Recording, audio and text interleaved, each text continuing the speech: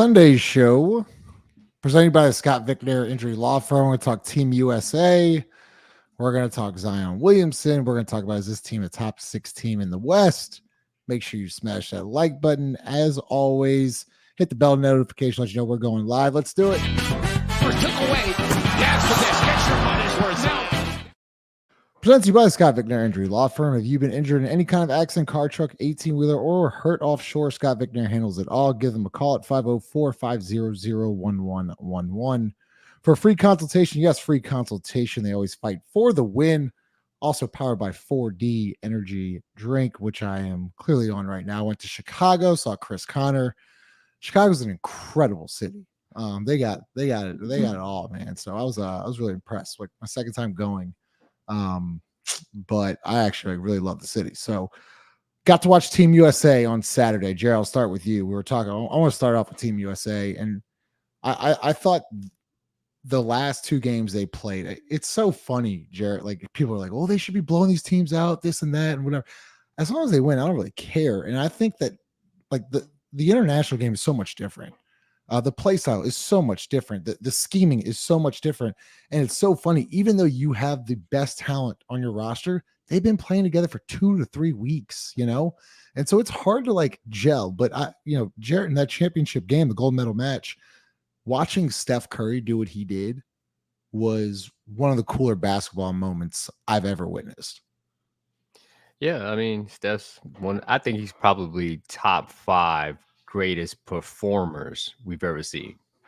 Like game on the line type things, or just a guy on a heater.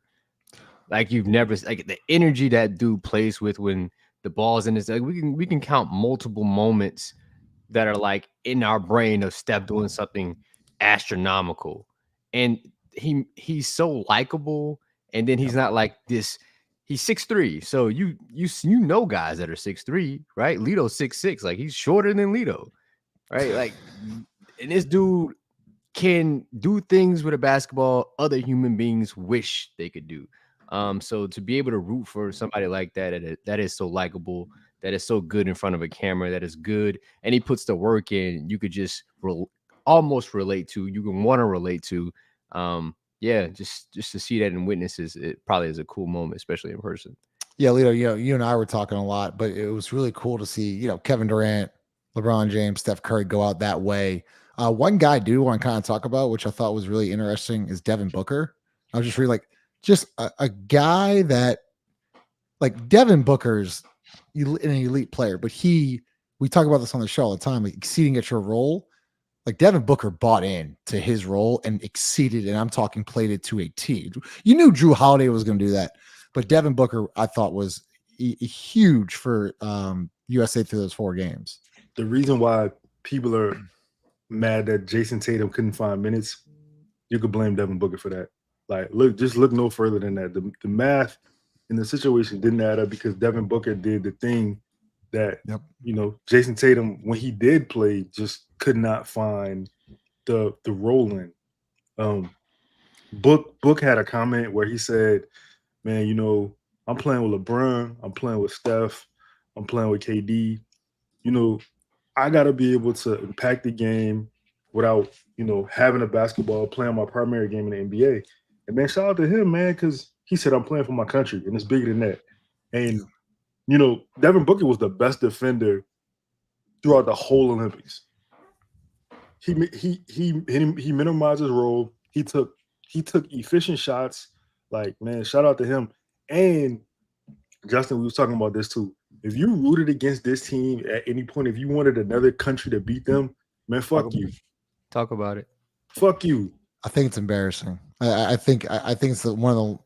And look, I saw it through the time. Of course, you see some crazy stuff on Twitter. I just think it's lame. Ross, it's lame. And Lee and I, we talked about this a lot. Like, it's just lame. It is what it is. You want to root against your own country? Like, okay, like fine. Like, I just think it's kind of lame. Like, what, Ross? Like, why do you think people like? Do people just want to be miserable and just like, I don't like? No, like attention. It's attention. That's all it is. It's just people looking for attention, looking for what, I don't know, like somebody to argue with on the internet or something. I'm not sure. I look, Team USA has put a couple of rosters together like over the last call it 16 years that I haven't liked much. I still rooted for him to win, obviously, but like just in terms of the roster, it was like, it's a random hodgepodge of players, good NBA players, but not like, the cream of the crop. I found this to be kind of a likable group of players. You had like NBA role players, Drew Holidays and Derek Whites of the world, and then you obviously had superstars in there. And to Five's point earlier, like it's fun to watch somebody like Steph on a different stage, like do the same shit. It's like it just shows like, nah, it's for real. This isn't like an NBA. This isn't something like, they play faster. They don't let them foul. You can't handshake. Nah, it doesn't matter. Like, dude would shoot the shit out of it anywhere in the world. And then look, I personally don't like Booker much. I don't like his game a lot. Some of the I don't love his personality that much. I think I don't remember which game it was. One of the early games in bracket play where I said like, damn, I respect him a lot more now than I did at any point in any NBA season where I've watched him play, because you could clearly see him. I don't want to say take a back seat, because he didn't take a back seat. He just accepted his role and played hardest his role, and ended up being like a really important piece, especially to that starting unit. So no, I gained a lot of respect for anybody in anyone of that group of players on Team USA that I gained a lot of respect for was Booker. Yeah. Hey Justin, before you move on, I just gotta say this. I agree with your point, dog. How many times do you get to root for? Like LeBron is always beating my team. Always. He's always beating my team. Steph has buried my team so many times. I was sitting courtside when Steph hit that shot over AD in the playoffs. Never forget it. I was there, and now I get to root for it, and people are mad at it. Dog, listen, check this out. Steph Curry, I don't have words to describe. His game. He nighted the world. And then and then got a sweatshirt made in like an hour and said it in French. I mean, bro, he does it regularly in the NBA game, but to see him do this on an international stage, dog, that shot is the greatest shot I've ever seen in my life. Like, no hyperbole.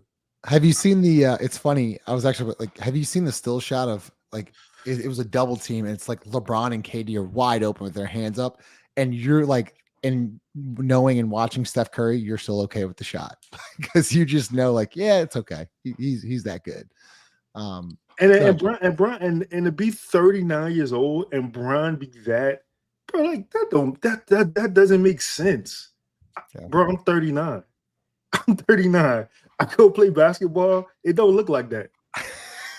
I think that's probably the biggest storyline of the basketball component of the Olympics, is that in a compressed season, in a shortened tournament style, and you kind of saw it in the play-in, or not the play-in, the in-season tournament, but in a compressed scenario where he doesn't have to play months and months of games. Like LeBron, for me, is still the best player in the world. It's not even close. You know what really stood out to me, to be honest with you, Ross, about that point? It forced them to this showed you who's the really good basketball players, who are the really smart basketball players. Not none of that foul bait and shit. No, the purity of basketball. This is what you got to watch. And the people that really like it actually like the Olympics, because you didn't see that many free throws. The shit Joel Embiid tried to do at the beginning wasn't working anymore. Wasn't going to work on these refs, because that's not the game of. And to be honest, Dennis Schroeder was actually right. I know they didn't like the comments, but the NBA is about entertainment. It's not necessarily about basketball. People want to be entertained. Yep. In Euro, they want to watch basketball. The people that like basketball watch it. And it's about scheme. It's about ideas and ideals, setting screens. That's the really good teams. Yeah, the USA probably should have blew everybody out if they played the game that they were supposed to play. But luckily for them, they have I think one of the smarter minds in LeBron James leading them, which forced them to be able to get through what the hell Steve Kerr was trying to fucking do. But yeah, and it's funny, Jarrett, because we're moving on to the next point, but what I do think is cool. Look, I think Steve Kerr's job is extremely hard. It's hard to balance that roster. I did question some of his. The whole Tatum thing is wild. Look, I'm with the Tatum thing. Like, that was weird. I thought everything else was fine, but it's cool to see Spoelstra get his shot because now they're saying that Kerr is going to retire from Team USA and it's going to be Spoelstra's show. And I personally think that he's Spo's the best coach in the NBA, hands down, in my opinion. So I'm really excited. Like it's a go from Coach K to Kerr to Spo. So I'm really excited to see that. Does it matter that JT stunk when he played like that? Like Lito and Jared, like I think you both agree. Like I thought there was zero rhythm. He didn't know when he was gonna yeah. I don't even blame him. How do you look? I know you got to adjust, but Jesus, man, like you go from literally being the NBA in the NBA finals, winning it finally, and then going to literally getting DMPs. Like that's insane. All right, shoot him some bail because everybody knows I like to do that. Dude just had a kid. Like he finished NBA finals, just had a kid. He didn't practice with them. Jumps on the team. They already have an established rhythm. Then you try to implement them in there. Kind of doesn't work. I mean, for JT, if you're him, like he didn't do the necessary things. Like he didn't give himself any chances either.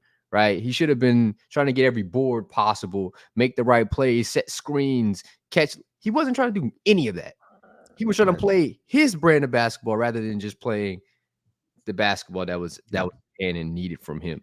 Yeah. And to a time, appreciate this. Yeah, absolutely. Shout out to USA Women's who captures gold against France as well. That was actually an exhilarating game as well. I mean, I thought that they were going back and forth, and there were some questionable coaching rotations there as well, but they pulled it out as well. And then the French, like they can play, man. I was impressed on both teams. Both men and women. Gabby nice. Yeah. Gabby Williams is nice. I mean, Jared, we got to talk about this in a minute. 3.5 seconds left. 3.5 seconds left. Team USA just let. I was pulling my hair out. They just let them dribble it up the floor. Zero pressure. Yeah, you and I probably were screaming at the fucking TV. I'm just like, what do y'all like? No pressure, like none. I thought that was weird, but I'm glad they won too. But it's cool to see basketball grow on the international stage and the talent get up. All right, so let's get to talk to the Pelicans. All right, Leo, start with you. So I, as I said, I was talking with Chris yesterday, and he just blatantly just went out and said, "Yeah, it's the top 6 team in the West." Do you believe that? Do you believe the Pelicans are a top 6 team in the Western Conference next year?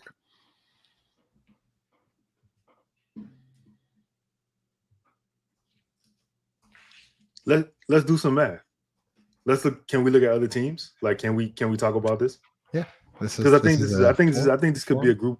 Yeah, this could be a group exercise. Because I'm saying, like, I think initially my answer is probably maybe, but then I start thinking about the surrounding waters, like what's around the Pelicans, and I'm like, I don't know. I can't defiantly say yes. I'm gonna say no. You'll say no. Okay, well, say no. We'll go to Ross and Jarrett, and then we'll discuss about it. So, Ross, are they a top 16? No. Are we gonna like have it like you just want a yes or no right now? I just want to go no, and then I'm gonna go reasons why. So, yeah. So Jarrett, no, 3 no's in a row. So Chris is a top 6. I'm tending to agree with y'all. I don't think they're a top 6 team. Only like we're gonna talk about this. The roster is extremely talented, like 1 through 8. They're really talented. The fit I question, but Lito, talent can win you some games in the regular season, right? Is it, just kind of more diving into the subject. Talent alone, where would you rank this team in the Western Conference? Just talent. I'm not talking fit. I'm not talking like talent wise. We'll say 1 through 7. 1 through 7, talent wise. In the Western Conference. Yeah. Okay, hold on. Let me think. All right, so I'm gonna say based talent alone, let's say fifth. Talent of the 5th. Yeah. Who would you say is better? Minnesota. Yeah. And I know you said talent, but I'm just looking at it from a team standpoint too, because of like what they just did. OKC. Damn, talent. They're talented. Hold on, bro. Hold on. All right, the Mavs. I'm gonna say the Mavs. Who do you think the Mavs are better than the Pelicans, talent wise? Absolutely. Yeah. I mean, they have Okay. Luka and Kyrie. Yeah, Okay. so Trump 'em. The Rockets. I'm gonna say no. Pelicans have more talent. Right. Memphis. Pelicans have more talent. What do you mean by it? Hold. Let's back up to the Rockets real quick, because I think that the Pelicans are a better team than the Rockets as we sit here today. I think it's probably close, but I think we're a better team than the Rockets. But I don't know that I'd say that we have more quote unquote talent. Like it just, I struggle with this word talent. Like let's look at the Rockets roster. It's I don't want to say immature talent, but they just don't have any veterans, right? I mean, they got a couple. You got Van Vliet and that's pretty much it now. But those guys around him are super talented. They just don't have any experience yet, right? So I guess Russ got a point. Russ got a point, Justin. I'm saying Jalen Green. They added Reed Shepard to it. Sengun. Thompson looked great at the end of last year. Cam looked great at the end of last year. Like Dylan Brooks, Jabari Smith is super talented player. Like they're almost in a weird way a younger version of the Pelicans, where it's a little bit of like odds and ends, and the like all of the pieces are young and they may not like fit perfectly together. But I would say just raw talent, shit, they might be in the top handful in the West. I gotta address this real quick. Look, a shout out to you. He's like, I always appreciate his support, but no, you're right. But Spoelstra has multiple rings, Kerr has multiple rings, and Tyronn Lue has a ring. How many finals has Lue been to? 3. Ty Lue's been 3. I guess is the point. These comments are always weird. So is what this fella trying to say is that he thinks Willie's a better coach than Spoelstra, Kerr, and Ty Lue? Is that? No, he's saying that we're talking down on him and saying like we wouldn't talk down like on like a Spo or Kerr or Ty Lue, but like those are like the top. I agree with him. I would not talk down on a good coach. I would not. So, but go ahead, Jerry. Keep going. So talent-wise with the Rockets, do you think? Hey, bro, I think the Rockets are more talented top to bottom, right? We just named 8-9 people. Okay. Give or take. Like I take that bunch over the bunch we have. Although you could say Zion is top talent in the league. Yeah. You could say Brandon is middle tier to high tier talent in the league. Yeah. Same with Dejounte. Yeah, it all looks good talent wise. I mean, I know we're probably talking Trey Murphy, super talented. Saw a dude this weekend anyway. You ran to him at the Red Dress show as well? Yeah. Yeah. Dude's funny, bro. Dude's funny. But yeah, super talented. But I be honest, I think the Rockets are more talented. Although younger, I think they're more talented for sure. Okay. What's that like? I would argue San Antonio actually makes a case against the Pelicans. I would argue that. Chris Paul, Wemby. David Vassell, Sohan. Who else? Yeah. They got Barnes. I mean, I know they're like, Pelicans more talented. Pelicans more talented. I think with Wemby, I think he counteracts if you just saw him playing in FIBA or the Olympics. Like I think he's like 3 Pelicans player rather than just one. Like if you just add a couple guys, I think you could say the Spurs are more talented. Going back to, I guess, your original question, Justin, it comes down to, I mean, I don't think any of us really need to argue the top tier of those teams, right? The Pelicans aren't one of those. So it's like saying if your opinion is they're top 6, you're basically saying they're 6. Because we're not better than OKC, you're not better than Denver, you're not better than Minnesota, you're not better than Dallas. Phoenix. Yeah, and like Phoenix and LA both dealt with a ton of injuries last year. Like you got to remember, we were pretty like the Pelicans were a pretty healthy team until the very end, and so it's like, and then you've got Memphis coming back. So like, let's just say that the top 4 or 5 are pretty set. It's really, do you think over the course of a year that you're going to finish higher than the Lakers and the Grizzlies? Right, like that is the question, and that's assuming that the Clippers have fallen back into that like race with you. Yeah, like they're not part of that top 5 anymore. Pelicans better than, and personally, I think the Pelicans are better than Clippers and the Lakers. The Kings still don't scare me. Yeah, it's like and that's better than the Warriors, Jazz. Spurs, yeah, but the Grizzlies are a big question mark, right? Like I don't, and yeah, a lot of people forget about Memphis. A lot of people forget about Memphis. All right, so then back to you, Lito. So Lito, would you Kings versus Pelicans? Who's more talented and who's the better team?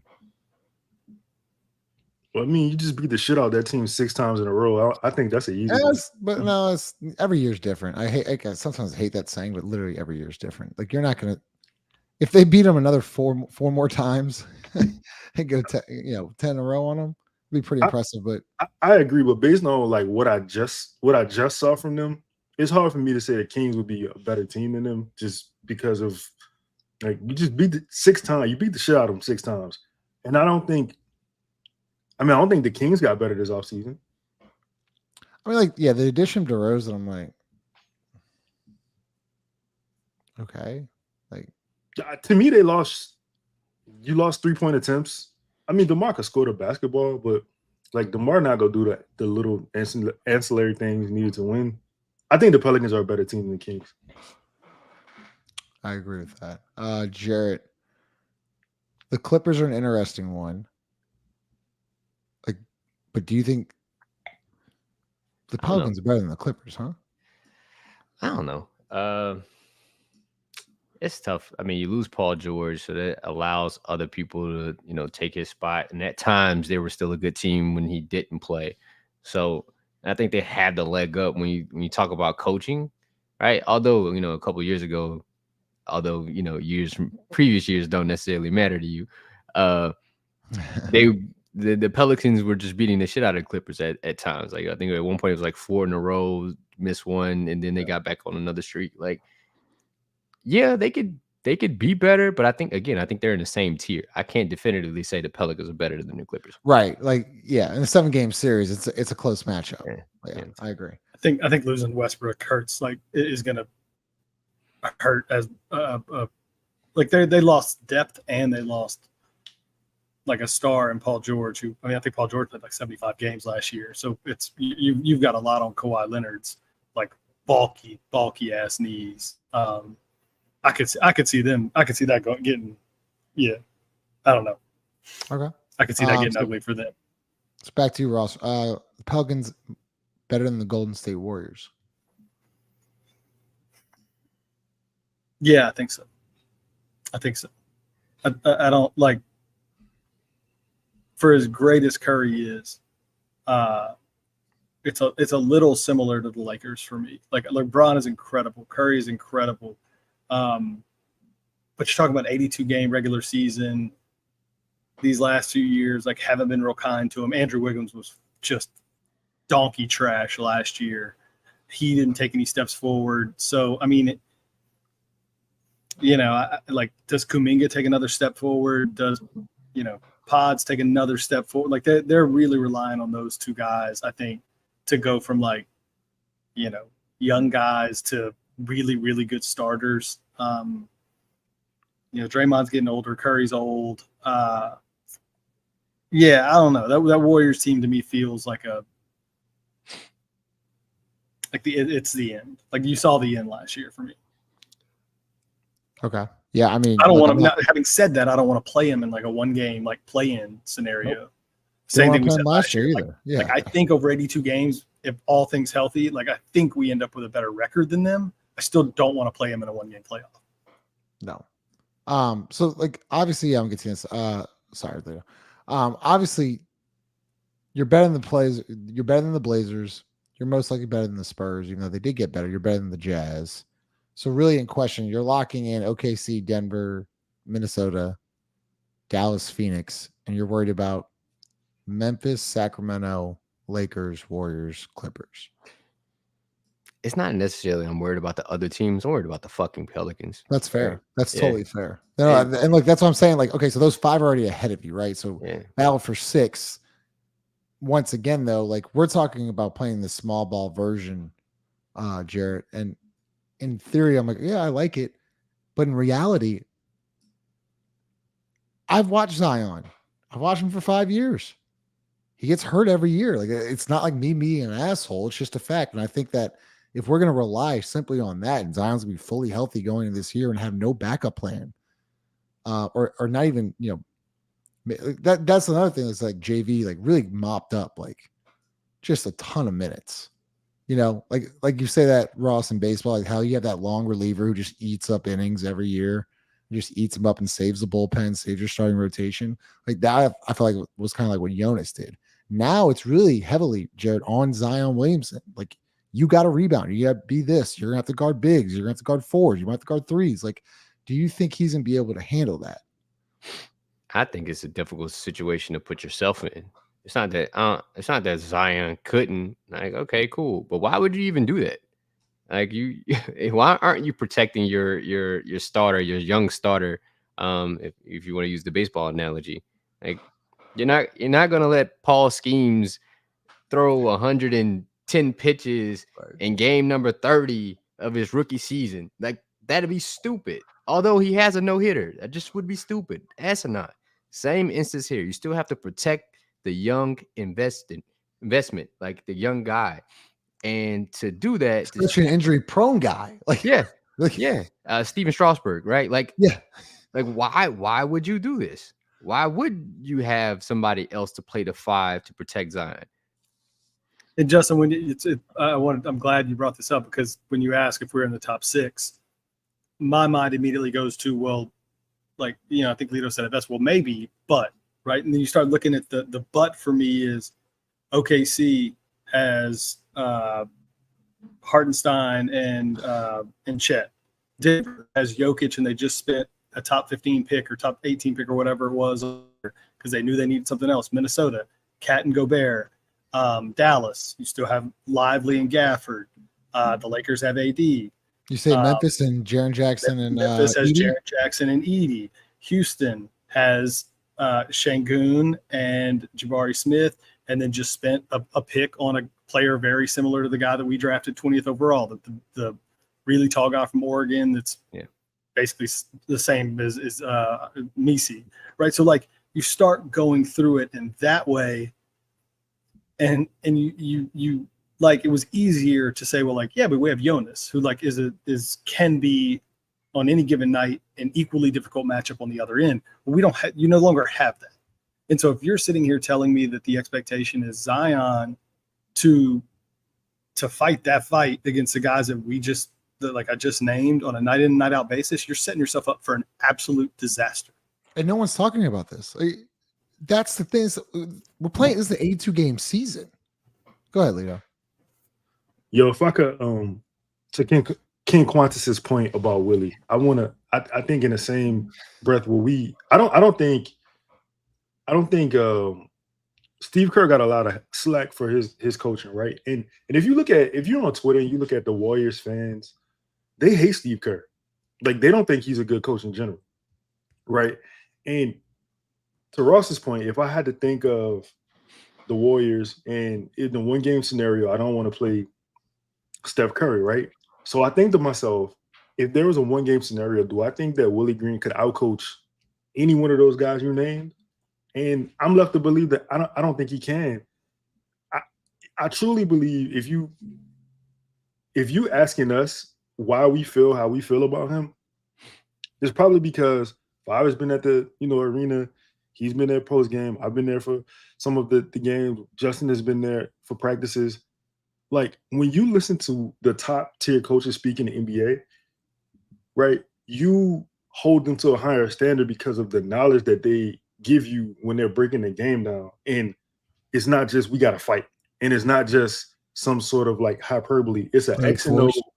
Yeah, like it's an X and O. It's a situation where, like, I can detail real game situations and I can expel them back to you, and I can take like Joe Mazzulla's like math analogy versus the Pelicans, right? Like when you think about excellent coaching, I'm gonna think that the other thing too is I feel what you're saying about Willie, because incrementally, yes, the wins have gotten better, but has Willie as a coach gotten better? I think you got to lead yourself to that point, but that's all I'm gonna say. To Lito's point, if you go through the coaches of the NBA, and if you can tell me that Willie Green is a top 15 coach, if you can prove it, you know, in your own analysis, I'd be down to listen, because I've gone through it, and I'll be honest with you, it's like it might be 27 better coaches in the NBA than Willie Green. Sure, and look, everyone can have their own opinion on Willie Green. I don't really care. Like, I don't think there's necessarily a right or wrong answer, but like I do agree with you, Jarrett. But people, the common basketball fan, just look at the win-loss records. Like, oh, well, 49 wins. It's just like the guy that looks at the box score, you know, MLB, NBA, NFL, and like think that, oh, I can just tell a game off of a box score. It's just not the case. You bring this comment up all the time. Was it Brandon at the end of the year said, yeah, we won a lot of games on talent alone? It's like, what? It's like, are we listening to what people are saying? Like that's the thing. I think Willie does a really good job of getting guys to buy in defensively. I once again question a lot of his game management. I question his offensive just schemes and understanding late game situations. And there's a lot of facts out there. We'll see. Maybe he gets better this year. If he doesn't, though, it's gonna be interesting to see where they go with that. All right, Ross, let's get back. Wait. One thing. To this point, if I shoot 1 3-pointer for the year and I'm 100%, am I 100% 3-point shooter? Numbers lie all the time. It's crazy to me. Love it. Too, we talk about like we have like 2 all-star appearances on the roster. Like to say that it's a super talented team, and like I get it. Like I understand why we say that and why others say that, but it's not. It's not, you know, like they're good players. Murray is a really, really good player. Is he more talented than like the guys that he's going up against every night? Like, CJ's a really good player. But compared to what? Right? Like Compared to us. To other all-stars?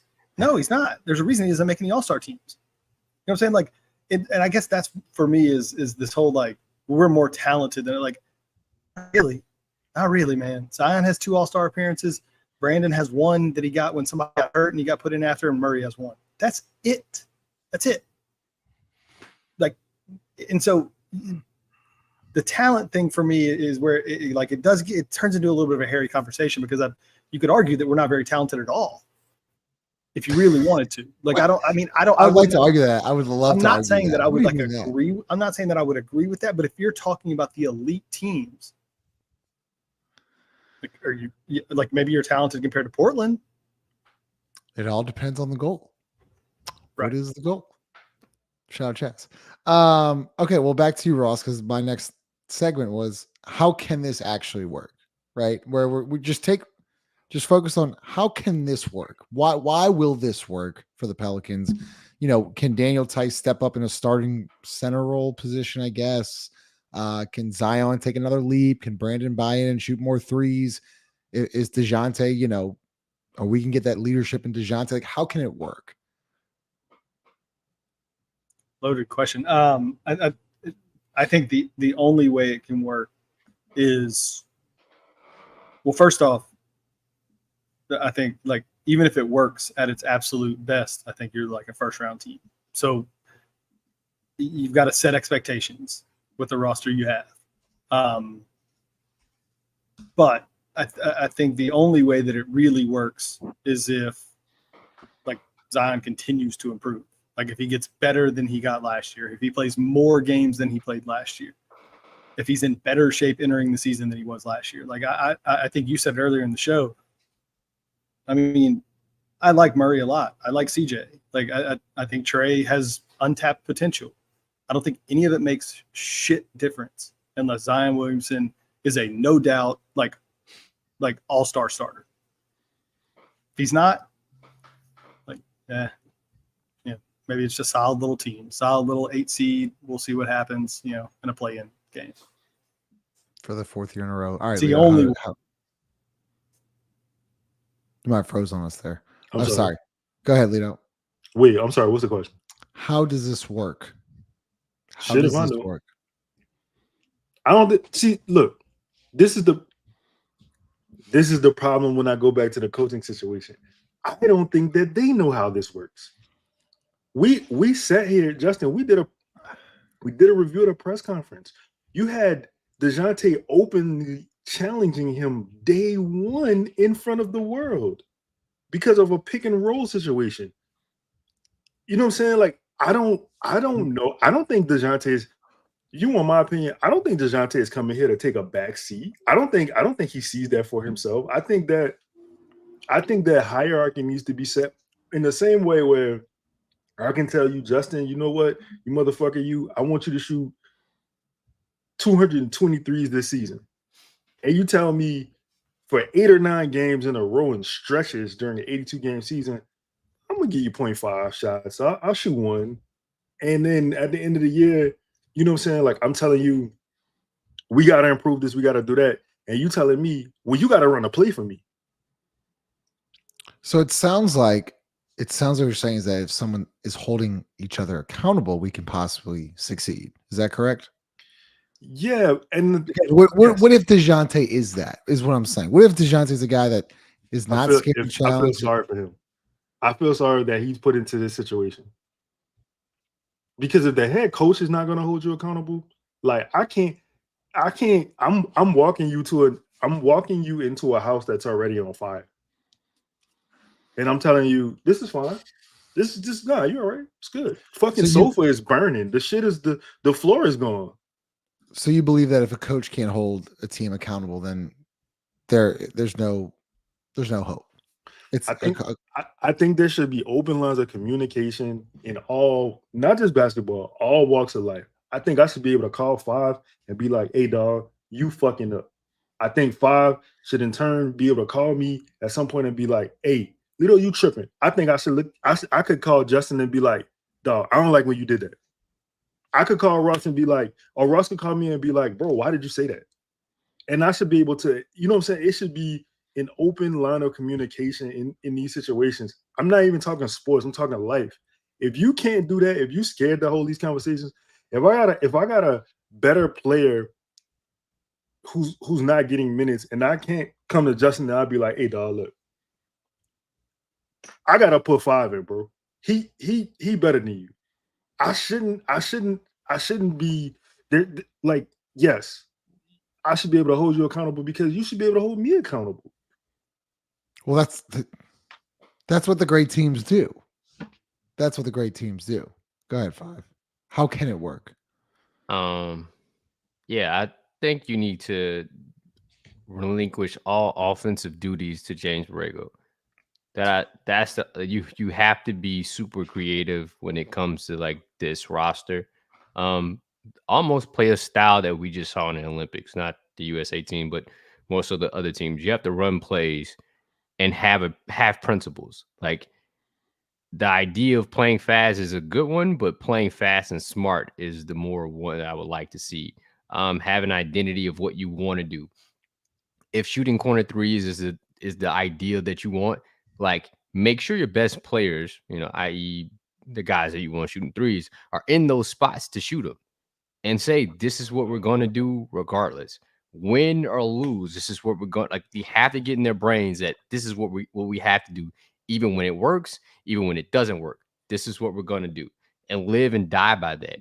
Like, my problem with the Pelicans is that each game we saw something different. Like, there was no consistency with this team. So you can't have accountability when you don't know what's going on day by day. It's hard to do that. Like, you don't have any foundational pieces. So if I was in the locker room, that would be the first thing we need to do, is establish like what the fuck this team is going to look like and how they're going to play smartly, not through, emotional impetus. Jared, you make such a great point, and I'm glad you said this about we talk about this all the time, putting the right players in the right positions in order for them to succeed. And I keep bringing this up because it's one play that literally drove me insane. It's when they made Jordan Hawkins the point guard, and you had Herb Jones on the floors against Kobe White and the Chicago Bulls at home. It was like a 1 or 2 possession game. And we know his weakness, 5, Jordan Hawkins does not have a ball. Like, he does not have a handle. Can he get better? Yeah, but you know his weakness. So you're going to make him the fucking point guard in this situation? He crosses half court. Kobe White rips him, layup, boom. And you had Herb Jones on the court, who was a 4-year point guard at Alabama. It's like those little things within the game, Jared, is what really makes me question Willie Green. That's like the kind of stuff, like that type of decision making really like upsets me with that. And then, when shit gets tough and it's a 1 or 2 possession game, he goes straight to elbow. It's like, we don't have to do that. That's not an identity. See, that's the thing. Like, I've said this multiple times. I don't have an issue with elbow. It's you guys don't run it effectively. So why run it? Like, and again, I know I just said, run things but that makes sense to you that you can get a good look out of. Like, you don't get good looks out of it. You get tough contested jumpers out of it. That's it. That isn't going to win you a basketball game at the end of the day. That's a really good point, 5. They have the identity. They got to have the identity. Go ahead, Ross. No, I just want to say, because like ignoring coaching for just a second, because I agree with everything y'all said, and it's all true. But ignoring coaching for a second, because like I don't think Willie Green's going to get better. Is there, like within the players, is there anything that can be done in terms of improvement or hierarchy that can possibly move you from step 1 to step 2, right? And I look at the Knicks last year. Went from however many games they won 2 years ago to winning 50 games last year, won a first-round series, and went to the 7 games in the second round, right? Which is, I think, achievable for the Pelicans this year. But what happened? Jalen Brunson took 5 more shots and scored and went from like a 23-point-a-game scorer to a guy who was scoring 29, 30 points a night. 30 points, 3 or 4 rebounds, 6 or 7 assists, right? Zion has the opportunity to do the exact same thing. Take 4 or 5 more shots. Exert your dominance on the team in the way that you're going to play offense, regardless of who the coach is. Instead of scoring 23 points, score 29, 30. Be that person. Be that guy. And I think if he just simply does that, I don't even know if it matters who the coach is. Like, I think you can win 49 or 50 games again and win a first-round series if he would just go from very good player to dominant. It's my team. If I have it going, I'm not, like, nobody else is getting in the way. Like, I think if he'll just do that, like, that's not going to get you to the promised land. But I think that can take, with this coaching staff and this roster, I think could at least take you to whatever step 2 is, which is getting out of the damn playing game. You're not wrong, Ross. Sorry, 5, but I'm going to let you go. You're not wrong. But we talk about it's not Zion's personality to do that. That's the thing. Unless like I heard a couple different things with the Lakers now, and I was like, whoa, okay, maybe he does have that in him. But I gotta see it from day 1. Oh, go ahead, 5 and lead up. Ross, that would be great in as we talk through this. But you just named, prior to your soliloquy there, you just named all the sinners that he's gonna face. A guy with no jumper, really. Well, not say no jumper, but a reluctancy to shoot those. And he wants to take 4 to 5 more shots with no space. Like, that's why the coaching matters, because he's not like Jalen Brunson where the jumper is going to be there. He's not going to be able to do that. So my point is, like, you got to create space for him and put the guys in the right position. And I think the Knicks actually did that, right? Dante DiVincenzo had a huge year, right? A huge year. Josh Hart made more threes than you've ever seen him make. Like, they just did things. And when they removed Julius Randle off the court, like when he got hurt, it made a lot more sense. Right. So it's a little bit of luck too, but also guys being like, okay, these are the positions that we need to play, and then allow Jalen Brunson to work. And I think that's what you saw. I hear you, and you're right. It's just, but I think even within that context, like you go and look at it, he takes 15 shots a game. 15. Like, like what other what other superstar? Wait. Zion Williamson averaged 15 shots a game last year. I think he's taking like 15 a game for his whole career. Yeah. But this is the thing. Who's going to tell Zion to shoot more? That's my thing, Jared. It's like he takes 16 shots a game for his career. Last year he took 15 a game. Like, and that from no one's going to tell him to shoot more. Like no one. And that's why I don't even like. That's why I agree with everything you're saying about coaching, but like I don't think it matters. And so it's really incumbent upon the one talk about talent. We keep talking about all the talent the team doesn't have that much talent. The one incredibly talented player has to take it upon himself to say, well, like other superstars aren't taking 15 shots a night. I got to take 19. Like I got to be a little more assertive. And it's just not that much change in the grand scheme of things for me, but it could have like an oversized benefit just from that little bit. But I mean, yeah, you're right. He would have to take it upon himself. And I don't know if that's going to happen. I think you're trying to get to the point of like live and die by Zion. If we lose with Zion taking 25 fucking shots a night, I can live with that. I can live with that because that's your best option rather than doing something that doesn't work. I'd rather, see what that looks like and die with that, then kind of reform from there. Lito, I'm gonna just pass the rock. Yeah, just let him go. Nah, I agree with that. I think that was actually my point. A lot of this, I was just gonna say, a lot of this is Zion's fault, in my opinion. Like it's Zion's fault. I feel y'all. It's not his personality. Whatever. That sounds nice. Grandma's baking cookies in the kitchen. You know what I'm saying? There's rainbows outside. The birds are chirping. Motherfucker, do you want to be great? Are you great? I gotta say 5. I ever gotta tell you? I ever have to tell you to shoot the basketball? No. Do I have to tell you that? No. But what if you did? No. What if you did? No. I don't gotta. People in the comments, y'all played basketball apart. Y'all played in the gym. Yo, it ever been a point in a hoop session where you was like, damn, bro, I ain't touched the basketball in a minute. What you do? Hey. Hey, listen. What's up? Go ahead, listen, if I don't touch that motherfucker, right? It's been a while and there's some bad shots going up. If I get the rebound, just know I ain't passing that. Don't even look this way. Don't even look this way. I'm dribbling with the basketball running down court saying jumper. I'm telling you, don't even look this way. I'm gonna take the worst shot, but I'm gonna shoot that bitch. You crazy. See, you know what? I'm a little different. And look, I'm not saying you're wrong. Y'all aren't wrong at all. I'm just saying, like, what I'm saying though is if I see 2 or 3 bad shots in a row, whether I'm a coach or I'm fucking playing, I'm instantly saying, like, yo, let's get a good shot here. Like, stop. Like, that's what I would do. See, that's you. That is the good shot. But that is the good shot. Yeah. The good shot is right. is Zion Williamson taking the shot. That's what I'm trying to get to. Is like how many times do we come in? We did how many post games we do last year, Justin? 78. How many post games we do? 79. All right, almost every single one. I don't remember one time coming in here and us saying Zion played almost every regular season game, saying he just took some bad shots tonight. He really, he took some bad shots. I don't want him to. I just want you to do the same thing you're doing. I just want you to do it like 3 or 4 more times a game, like just like a handful more. Like a couple of those times when maybe you just kind of kick it to whoever at the top of the key. And I think this is where Murray can actually make a difference. Hey man, listen. I think this is where ignoring coach, ignoring BI, ignoring everyone else. I think forget the leadership stuff. I think if Murray can make any difference, it's in this spot. No, this guy has to take more shots. It's my job to make sure that this guy takes more shots, right? Like go through Giannis's career. The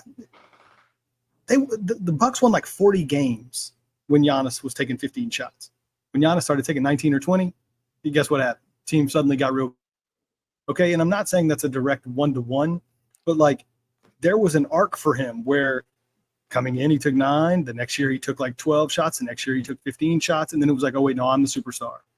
And I know that Zion and Giannis aren't the same personality, but he's got to get there, or else this whole thing is a exercise in futility anyway. Alone, that leads to Lito's point about him being a better rebounder. Like, if you were, I think that would improve the attempts, right? Like, he would get more attempts up if he just had the ball more. Get more rebounds, you have the ball, you have more opportunities to score. I think there's just more shots on goal. I guess that's a fucking soccer term, but Go ahead, I Justin. hope the Sorry, I hope the exact opposite thing of this happens with this comment. By the way, Wait, I was just about to say, who brought this? Did you, Lito, did you just bring this one up, or Ross did? Ross, you did, because I agree. I hope they do, because there's too many nice guys. That, like, Kobe has one of the greatest quotes about leadership. He's like, you can't be scared of confrontation. Like, everyone thinks like this is kumbaya. We all sit in a circle and hold. It's not that. You got to have a little bit of like back and forth, and give and take, and so on and so forth. Like, you got to. Okay, like that gets you better. Like just sitting here and acting like we're all friends, like that's gotten us nowhere. They're little, like, can you remember besides the Timberwolves game, whatever it was 2 years ago, when the Timberwolves were fighting on their own bench, they still came back and won. Have you remembered a fight on our own bench? Or like a back and forth, maybe a Jose with Willie? Like, that's really about it. But I've never seen players shout at each other. I've never seen really a Zion or a Brandon go after Willie and vice versa. Have y'all seen any of that? we're not calling players out; we're calling them up. Well, I think you might have to change it a little bit. That's just me. See, the thing is, when you see arguments, when you see altercations, you think it means that people don't give a fuck. When in all actuality, like it's the opposite.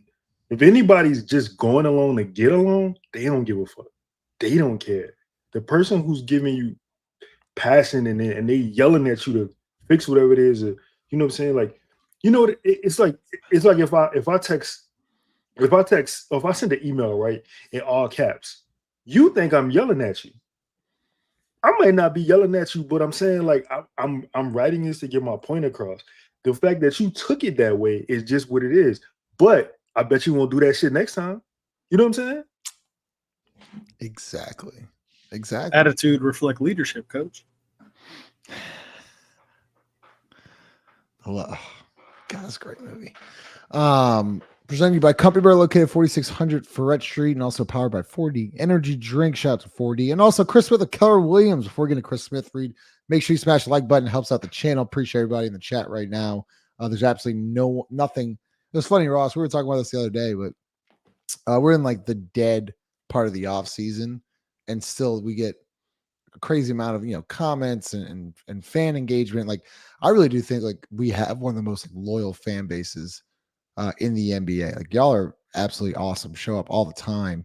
Just want a really good basketball team. But anyways, Chris with the Keller Williams, one of the top realtors in New Orleans, located 80601 Leak Avenue in New Orleans, for a free marketing evaluation of your property, to book a property tour. Give him a call at 504-231-2004 or email him at chrissmithhomes.com. That is chrissmithhomes.com.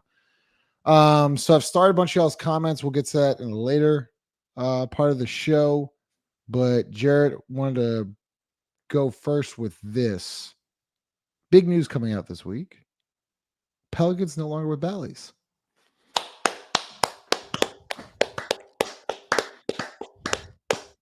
Small victories, man. About time. About fucking time.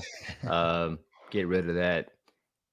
I mean, in general, it's good to see, the idea of the Pelicans be spread across the southeast region of the United States. More people will be able to watch it. People in even Lafayette, Lake Charles, where Ross is, not to give out Ross's location, Alexandria and so forth. Shout out to 50 Cent in Shreveport, and maybe they'll be able to watch the fucking Pelicans, and maybe they can kind of connect there. Just good to see basketball being, displayed across this region. Even then, to just let y'all know that people down here like sports so much so this region was ranked number one when watching the Olympics.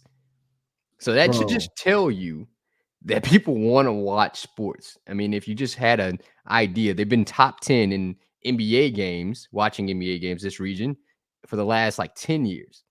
So I don't get why this wasn't done sooner, but just happy it's here. Happy it's done. Done with Bally's. Yeah. I still don't know how to watch the game on Gray TV. I know how to watch it on Fox 8. I'm still worried about Gray TV. I'm not doing I'm very worried about it. I'm very worried. But they are working with something with the NBA to try to finagle Yes. that. But just to get away from Bally's is one step in the right direction. Yeah, no, it is, and it should be more available. But I mean, I know the test run with Gray last year was I don't know that I would call it a smashing success, right? Like Bounce TV or whatever the games were on. Like we're gonna have to. I mean, I like that it's more accessible. That's what's important. Sorry, that's what it was. Bounce, not Gray. Gray's is the company that owns like the. Yeah, I mean, I think if that means more games on like your local Fox station or whatever, that I'm here for. If this means more games on Bounce TV, we'll see. I mean, I think the goal is to really get this on throughout the state and the region on everybody's like local, news stations, like basically the same way the Saints are. I think that would be a huge success. Expanding the brand, that's what it's all about. Yeah, and to both y'all's points, Jared and Ross, like, it's a step in the right direction. It might not be perfect right now, but at least we're making adjustments. We're listening to the fan base. You got fans that really want to watch the games, and it's so hard to watch a simple basketball game, right? If you're not in the city in the 50-mile radius and all that bullshit. So this is really a good step in the right direction. Go ahead, Lito. Hey, look, bounce, jump, stomp, whatever channel it's on. Just know this: I'm from around the way. I'm gonna watch it some kind of way. Don't worry about it. I thought he was about to do the like Shannon Sharp thing where he was like bounce TV, Ain't no problem. Jump TV, slide TV, Pelicans in pool or whatever. That cracks me up. All right, let's get the tweet of the week presented by Standard Mortgage. Standard Mortgage, your local lender for life. To get in touch with a home loan expert today, give them a call at 504-569-3902. Tweet of the week comes from Sam Quinn of CBS. Fuck it, here's how I rank the West. Oh, wait, I got to take this comment off. Damn it. All right, here we go. Presented by Standard Mortgage from Sam Quinn. Fuck it, here's how I rank the West today. Wait, here's how I take it, huh? Yeah. Thunder, Mavs, Timberwolves, Nuggets, Grizzlies, Suns, Pelicans at 7, Kings 8. Then he's got in the bottom half Lakers, Warriors, Rockets, Clippers, Jazz, Spurs, Blazers. 5. We'll start with you first. Do you agree with this list here? Not wholeheartedly. There's some differences there, but yeah, I'm not too much of preseason, ideas of where teams rank. I mean, one injury could change the whole trajectory of it all, but I think it's a decent list. I don't know. That dude had said something weird one time, so I don't know if I want to agree with him. Look at his picture. He's weird. Yeah, look at it. I don't know, bro. I don't know. Looks like one of those people. They always have that look. Lito, top 7. Do you agree with the list here? You know that look when you see it. I mean, yeah, I agree to an extent. Like, yeah, I think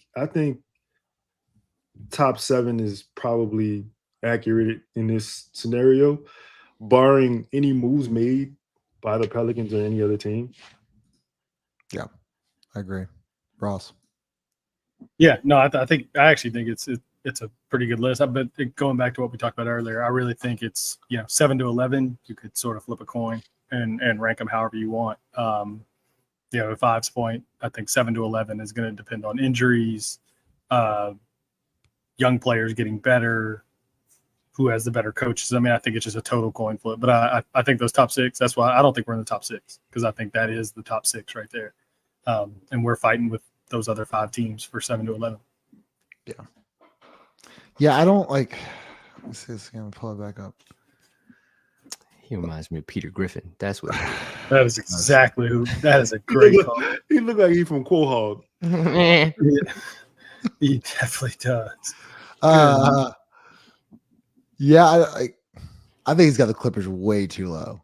I mean, unless I'm thinking maybe he's banking on Kawhi, just going down. But I don't know, man. That like. God, the Clippers are the Clippers could tumble. Like, I mean, think about that. They just lost Paul George and Westbrook, didn't replace them with anyone, and Kawhi Leonard couldn't even play in the Olympics. Yeah, I mean, like, it just you're putting a lot on a player that just really hasn't been healthy in a really long time. I mean, that thing looks like by about game 30, it's going to be Harden and like Norm Powell and Zubac, and I don't even know who else. Like, I really don't even know who else is on the roster, to be honest. Coffee, some other random ass dudes. Yeah. Yeah. All right. So about an hour in, we actually are at 120 people in here. Make sure to smash the like button, helps out the channel. Appreciate everyone in here. Appreciate all the comments. I think we gotta I'm not gonna lie to y'all. We'll probably go another 20 more minutes. I kind of want to talk about Spencer Rattler a little bit. Like how he just kind of balled out last time. I want to talk about the end. So let's get some fan questions here. Appreciate everyone that's commented and asked the questions, and really appreciate everyone in here tonight. From Big Zenith, Willie ain't ran one real play since he got here, but we hate him. I kind of disagree with that. He's definitely run a couple plays. All right, 5. Is it a successful season if they do everything that we ask? Zion plays more games, not injured, and still a 7 seed. From ABJ 504. Nah, you know what? To be honest with you, if they were say that they ended up being the 12th seed, there's some success that I think they could be still there for me. I didn't there's no championship that this team's gonna win. They're not gonna I don't think they get to the second round as currently constructed. So yeah, from 7 to 12, it really doesn't matter to me. Does this team look like a viable NBA team where they are playing a way that is consistent in conducting winning basketball? Does that look like something that I would like to watch, win or losing? Does it look like basketball to me? That's what I would want to see. They are implementing plays, they have a style, win or loss. That's what I would like to see. So if they get to 7, Zion plays more games, that's cool. He played a lot of games this year. It wasn't a success because you didn't know where you're going to get night in, night out. Yeah. I don't know, Chung, you might have to clear up this question here, because I don't remember him saying it. I'm not saying you're wrong. I'm just saying, when did he say this? But Ross, if he did say this, Zion talked more positively about assistant. He did, or he talked more positively about assistant coach Borrego than the head coach Willie Green. That should tell it all. He never mentioned Willie Green.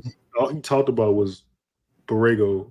When was this? In the season? After it was in season. In season? Okay. Chung, if you can clarify. There you go. Yeah. I mean, I don't look. I think we're on record. I don't think Willie Green gets to game 25 this year before Borrego's the head coach. So I don't for a lot of reasons. One, it just should happen. And 2, I think you're Zion has to be more assertive in deciding how he wants to play basketball. And if that is the Borrego style, he's going to have to step up and influence those decisions a little bit. So it's not a surprise. I mean,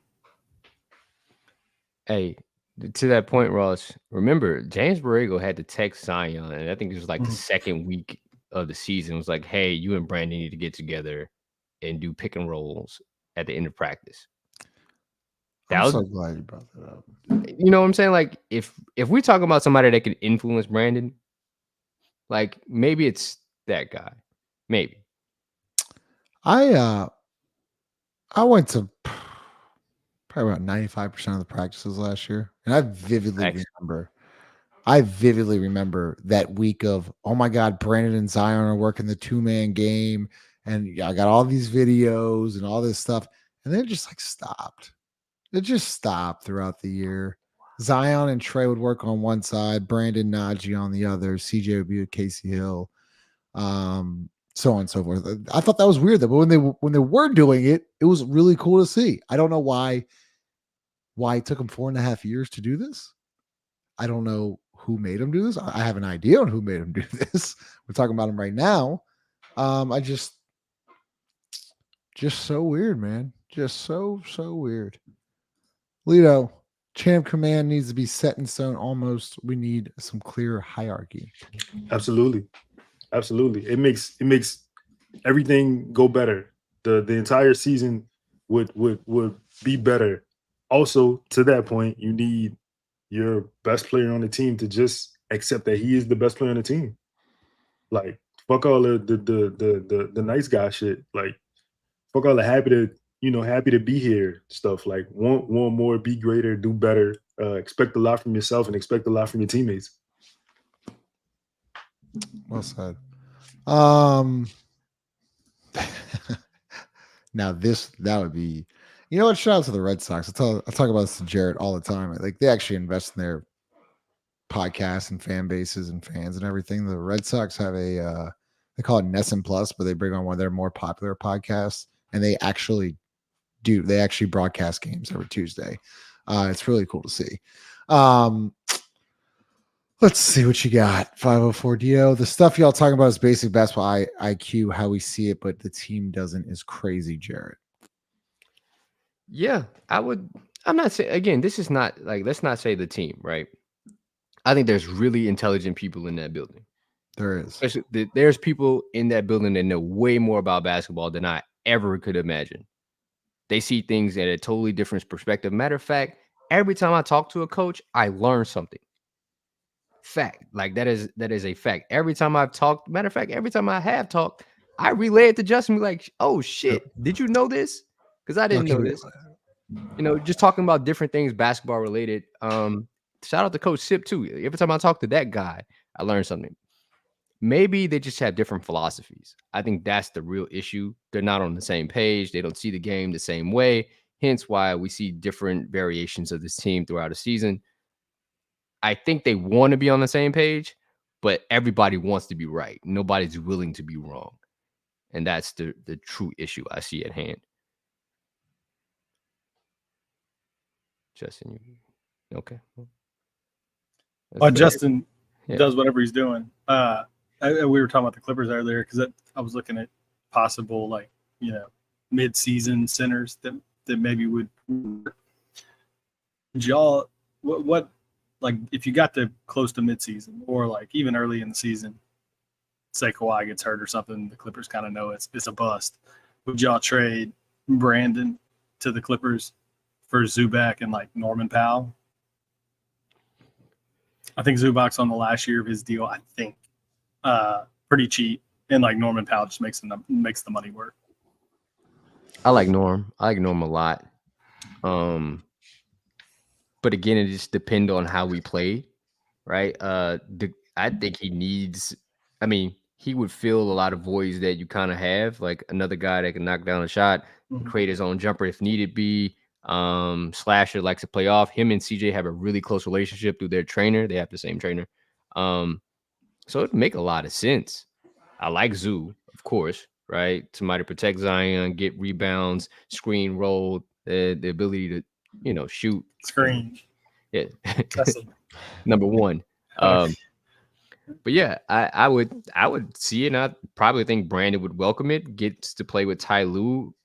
I think he would, you know, more so respect that, you know, the brand of basketball Brandon wants to play. Ty Lue would probably lean towards that because they kind of run similar sets for PG and Kawhi. So yeah, I think you're right. I'm sorry. Go ahead. No, I'm getting killed in the comments, but there's a little fight outside between some dogs, and that's where I went. Did not do a costume change or a pee break. So sorry. Go ahead, Ludo. Jesus. I come back. We're talking about trade to the Clippers, and I'm getting crushed in the comments. Go ahead, Lito. I think, Ross, if there's no guarantees from either party that either he will resign or I can't trade him for anything, I think you gotta get something for him. You can't just let him walk. So, like, yeah I mean, maybe you know, obviously Zubac is not the type of player Willie wants, but you know, maybe you can then turn and trade him for something. And like you said, Powell's money does work. Powell's shooting works too. Yeah. You get a starting center for like the last 60 games of the year. I mean, I don't know. It was just one of those where, like, I think when, you know, once you get into the season, you're gonna have to make a choice on what you want to do. Do you want to make the team better for the rest of the season, or I think the Clippers got try to get a pick or something. So I don't know. It was just one of those where I could just see. I could see this being a blow it up year for the Clippers.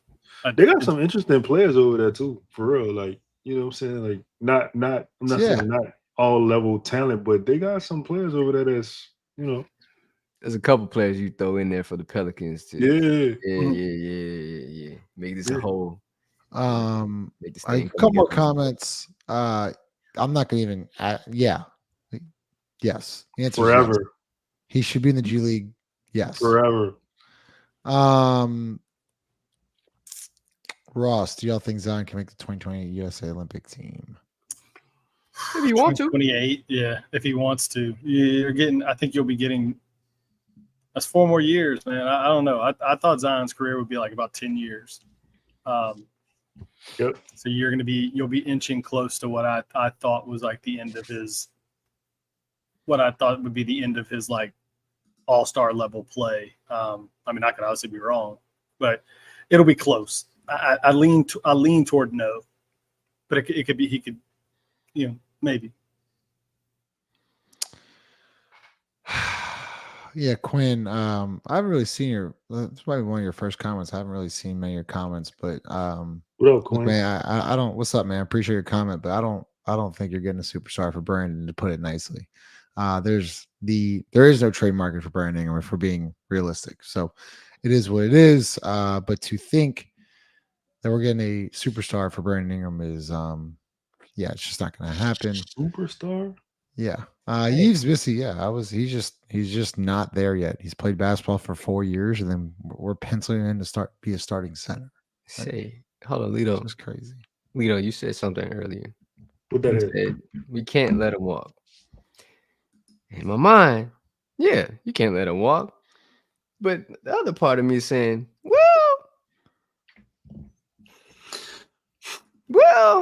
Real. I mean, I could.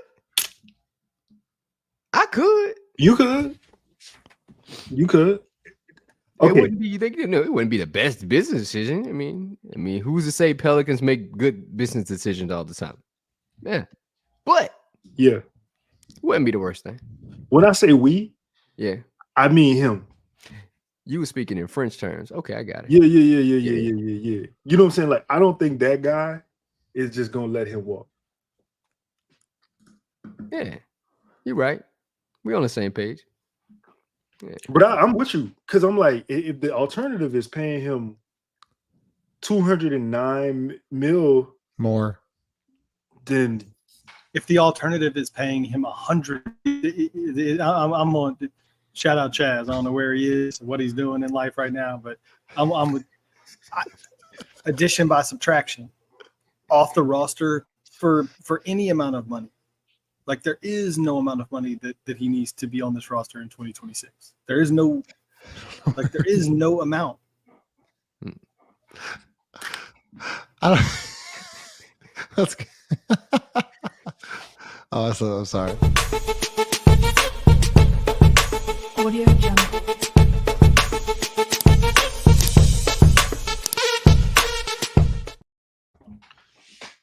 hey, I thought you wanted to talk about Spencer Rattler.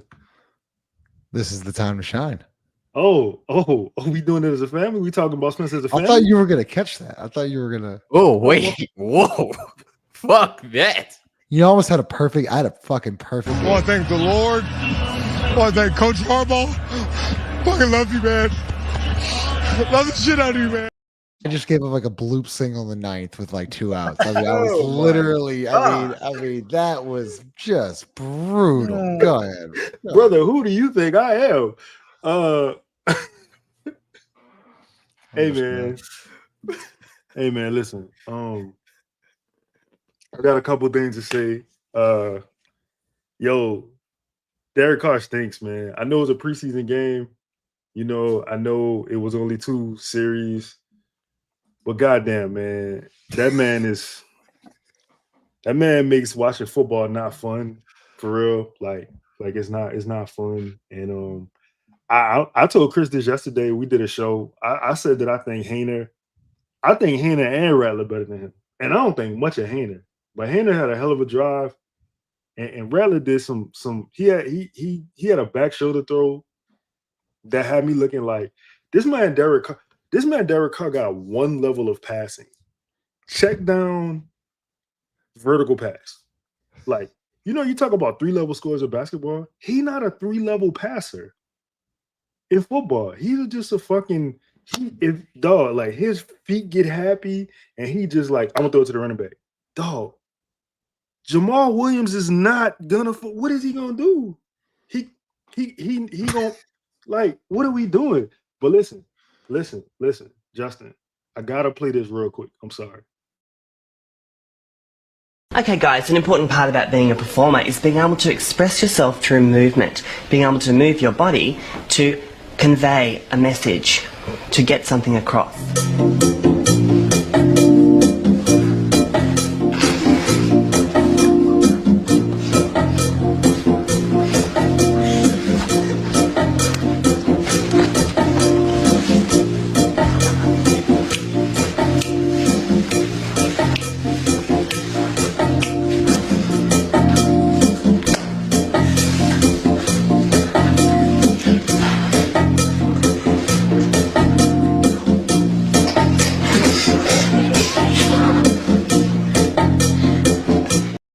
Hey, yo, check this out. We laughing at this. The Olympics made that a sport. We laughing at that, right? That's pickleball. That's fucked up, man. Nah, Hey, fuck bro. that, bro. Don't. Hey, bro. White people, dog. We gotta talk. We gotta talk to y'all. Y'all gotta stop this gentrifying shit. Y'all gotta stop. I get it. Y'all see everything as like a business decision, right? I mean, that's how the fuck y'all ended up with our ass over here. I get it. I fucking get it. But this shit gotta fucking stop, dog. Y'all fucking took hip hop started today, 51 years ago, and there's an Olympic sport in breakdancing, and it's nothing but y'all. Y'all can't inherently dance. Leave it alone. Y'all got everything else. You own everything. Leave that shit alone. Please. The way you just said, Please leave it alone. You know what I'm saying? You know, to be honest with y'all, bro, it be, most of the time I don't eat at white folks' house. I don't. Like, it is. South Louisiana people, white people different. Different. Cool. Yeah. I'm gonna check. I'm like, check the cook, talk to him, see what he about. I'll probably eat. But other than that, y'all don't touch that shit. This is one of the things y'all don't touch. Ross, Justin, y'all need to send an APB out to your Aryan brothers. Let them know, don't touch shit no more. Like, you got what you got. Leave it be. Leave the dancing, leave the rhythm to us. Appreciate it. That's my time. Ross, Yeah. it reminded me of the Maniscalco rant. What he said, like, just let the Italians cater to the Passover dinner. All right. I mean, to be fair, she was she appeared to be Australian. She was dicing. And I feel like they're super white there. They're like a different kind of white there. That was Kangaroo Crunch. It was. That was like she's serving fries at the Kangaroo Crunch. Nah. With Dyson. So Australians ain't nothing but white folks from Great Britain. That's the same thing. No. Also super white. Brother, like who was on the USA? Like, all right, was the if funniest the USA, I hate saying the word. If the USA breaking team, who was on that team? If that was all white people, I just got to get off this. It was all white people. It was an Asian lady and a bunch of white people. Listen, bro. Don't try to fight the stats. Like, as That's tough. Let's see. Hold on. USA breaking. You got to confirm that. Who was? You said it was one. Still, the fact that we didn't see nothing but black people is the real issue here. That's the issue. Yeah, they ain't have no. If Ireland can find a black sprinter, That was crazy. You know what I'm saying? You mean y'all couldn't find no black dancers? No, nobody. Australia, you got Dyson Daniels, but yet you can't find any black dancers. Yo, the kangaroo hop is one of the funnier things of. I got nothing. What's the dude say on Billy Madison or whatever movie? No, not Billy. Old School. He's like, that was perfect. I have no response. I have no response. That was perfect. The Raging Cajun. You kidding me? It's the Raging Cajun. I got nothing here. I don't know. I do think Spencer Rattler. Speaking of this, I think Spencer Rattler's gonna be QB1 by the end of the Yep. year. Never gonna happen. Whoa. Never gonna happen. I mean, Justin, follow the money. I do think I agree with you, Justin. Not like when he'll be QB1. I think the Saints need to go like all in on Spence. I think they are. I think they are, but I don't think it'll be this year. I think they're like, if it feels like the turn has already started, even they'll do whatever they're gonna do this year, but it feels like everybody knows he's just look at what Olave's been saying. Like, And then look at what Spencer's been saying about Olave. I read the quote and I'm like, he's saying that shit about the backup. Dog. The Derek backup, Carr, no, the third string. He's not even the backup right now. He's the backup. He's the backup. Hayner's holding helmets. this motherfucker, Olave, was wide open, and Derek Carr found a way. He found a way. You know how bad you gotta be at your job to miss a dude running by himself? Dog, Derek Carr couldn't throw a football in the ocean. He couldn't throw that bitch in the ocean. Great question right here. Great question. Wow. Oh, Shout out to I think X. X the man. X came in with, y'all didn't notice this. X came in with Laurie Marketing profile picture, changed it to Daniel Tice mid-show. I saw that. It was actually pretty impressive. It's going to be Dennis Allen, game 4. They're going to start 1-3, and then Darren Rizzi's going to take over. Shout out to D Riz, and then Saints will make the playoffs. Doable.